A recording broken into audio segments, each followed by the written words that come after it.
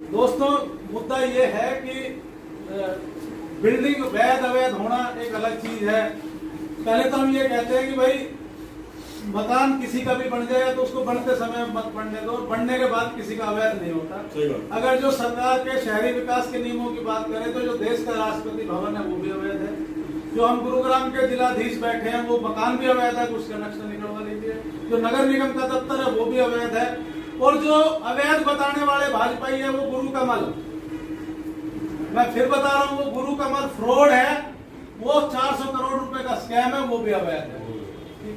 तो प्रक्रिया के तहत आप कोई कार्रवाई, ये जो हमारी जमीन है 2018 में हमने इसमें 3 शेड बनाया था जिसको बिल्डिंग कहकर प्रचारित किया जा रहा है और एक प्रोपेगेंडा फैलाया जा रहा है भाजपा द्वारा कि ये तो भाई कांग्रेस का कोई भूमाफिया है, उसका पता नहीं कैसा क्या बन रहा है। जबकि वो 3 शेड का स्ट्रक्चर था जो स्टील स्ट्रक्चर पे बिल्डिंग बनती है। 2018 में वो बन रही थी, आज 2025 का दिन आ गया। कल वो जो आए थे मैंने उनसे भी कहा था भाई तुम हिंदू हो, धर्म का दिन है, नवमी है, धर्म खा जाओ, तुमने हमें कभी नोटिस दिया? हमें कभी कोई नोटिस नहीं दिया। जो पिछले विधानसभा चुनाव में एक मंत्री है, उनके गुर्गों ने हमें ऑफर दिया कि भाई आ जाओ मौज मारोगे।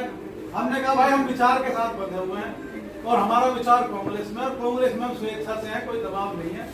तो बोला भाई फलाने जी आ रहे हैं, तुम्हें उसके हाथों माला पहनवाएंगे, भाई तुम ही पहन लेना माला, हमें इतनी जरूरत नहीं है, हमारा घर है। बोला जो भी बातें नहीं भाई, हमारा घर है, हम लड़ेंगे, हम आपस में बात करेंगे, हम भाई हैं, हम चाचा भतीजे, हमारा वो है, वो मुद्दा अलग है, लेकिन आप वो चलो। उसके बाद से ही एक व्यक्ति द्वारा हमारे प्रति वो नगर निगम के चुनाव आए। नगर निगम के चुनाव में पार्टियां लड़ रही थी, लोकल इलेक्शन था, तो जाहिर सी बात है जो मंत्री है, प्रधानमंत्री है, मुख्यमंत्री है, उनका ये तो बनता है कि एक बार आके कहते हैं कि भाई हमारी पार्टी को वोट दे देना।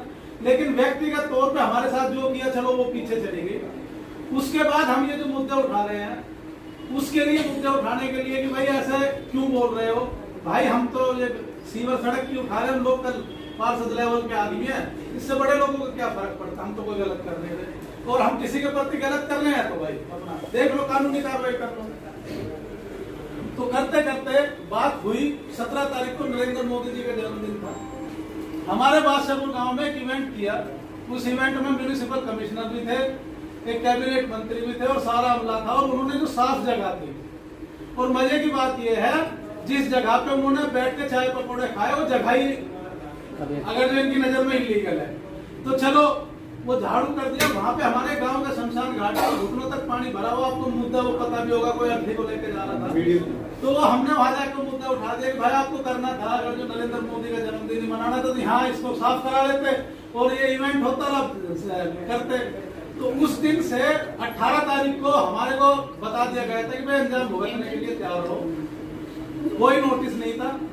3 विभाग है, अब इनकी बदमाशी बता रहे हैं, 3 विभाग है जो डिमोलिश करते हैं, एमसीजी, जीएमडीए और डीटीपी इन्फोर्समेंट। अब कोर्ट में जब जाया तो ये पता हो कि आपके खिलाफ एक्शन कौन ले रहा है, पार्टी किसको बनाए। हमने तीनों डिपार्टमेंट में पता किया, बोला भाई कोई कार्रवाई नहीं, कोई नोटिस नहीं है तुम्हारे, कोई कुछ नहीं। और पिछले बुधवार को एक आदमी ने हमें कहा कि भाई ऐसा है, अब तेरी बिल्डिंग टूटेगी और जो तू कर सकता है कर लो, मैं हम कुछ नहीं करेंगे। बोला अभी भी तेरे पास मौका है, मतलब कोई बात नहीं भाई, मौका दे दो। तो 29 तारीख की शाम को 7 बजे 2 आदमी आए और बोले कि आपका ये ना नोटिस है, इसको खाली कर दो। मैं कहा भाई कहाँ से आए हो, तो वो वीडियो भी डाला हुआ है। 30 तारीख को हम कोर्ट में चले गए, उनको सम्मन भिजवा दिए। 1 तारीख को सुबह 8 बजे एनफोर्समेंट की टीम आ गई और उन्होंने ये भी नहीं कहा कि मकान के अंदर कोई रह रहा है, इंसान रह रहा है। आते उन्होंने जेसीबी चलानी शुरू कर दी, वो जो था। अब इसमें मुद्दा यह है, राजेश यादव की बिल्डिंग टूट गई, वो भी चलो हमारे पारिवारिक तौर पर महत्वपूर्ण है या आप हमारे शुभचिंतक हैं। मुद्दा यह है कि वो क्यों तोड़ी गई। वो ये तोड़ी गई कि बाकी समाज में भय उत्पन्न किया जा सके कि भाई जो बोलेगा ज्यादा। अगर आप कोर्ट चले गए तो ये प्रक्रिया नहीं होनी चाहिए। वो तो चलिए, तो ये मुद्दा ये है कि भाई ये जो बोलेगा उसका ये अंजाम होगा, तो ताकि लोग चुप हो जाए। आज आप लोगों ने समर्थन दिया, कांग्रेस पार्टी के हमारे भाइयों ने, अध्यक्षों ने दिया, आप लोगों ने दिया, तो उसका यह है कि सरकार पे असर पड़ रहा है। और मेरी तो ये गुजारिश है कि वो हमारी तो चलो बिल्डिंग परमात्मा बनवाएगा, हमें लोगों के दिल में से डर निकालना है कि भाई मेरी बिल्डिंग तोड़ दो, एक और तोड़ दो। लेकिन ये लोग जो है ना, लोग डरे हुए हैं। आज बीजेपी का इस जो तानाशाही सरकार का समर्थक कोई नहीं है। इनके 15% लोग हैं, 16-15% जो है वो रहेंगे, इनके सदा कभी घटेंगे नहीं। शहरी क्षेत्र है, लोग फ्लैट में हैं। हमें इस तरीके से आपके नेतृत्व में, जिलाध्यक्षों के नेतृत्व में इस तरीके से मुहिम चलानी है कि भाई ये लगे कि इनका डर आम जनता से, जिस दिन इनका डर निकल गया 10% भी, उसी दिन ये अपनी जान बचाते नजर आएंगे। ये मेरा आपसे दावा है। और बिल्डिंग टूट गई, चलो आप लोगों के सहयोग से फिर दोबारा बन जाएगी। मैं आपको वचन देना चाहता हूँ कि इस बिल्डिंग के टूटने से ना तो हम कांग्रेस पार्टी के प्रति विचार में हमारे कोई परिवर्तन आएगा, ना हम सरकार के खिलाफ। इंसिडेंट हुआ था कि भाई सुपारीबाज मेरे को कह दिया और उसके लिए खेत प्रकट करो, हमने सुपारीबाज के लिए कर दिया। मैं आपसे वादा करता हूँ कि अब हम तथ्यों के साथ आपको बताएंगे, आप लोगों को डॉक्यूमेंट देंगे और आप प्रेस कॉन्फ्रेंस करना कि ये जो हो रहा है किस मंशा से हो रहा है और किसके लिए हो रहा है। और ये मेरा वादा आपसे, जल्दी आपके सामने हम तथ्य रख देंगे, आप उसको करना कि भाई जो पिक एंड चूज की जो हो रही है वो किसको बेनिफिट देने के लिए हो रही है और क्या करने के लिए हो रही है। पुनः मैं अपने जिला कांग्रेस कमेटी का हृदय की गहराइयों से आभार प्रकट करता हूं हमारा सहयोग और साथ देने के लिए। धन्यवाद। जय हिंद, जय भारत।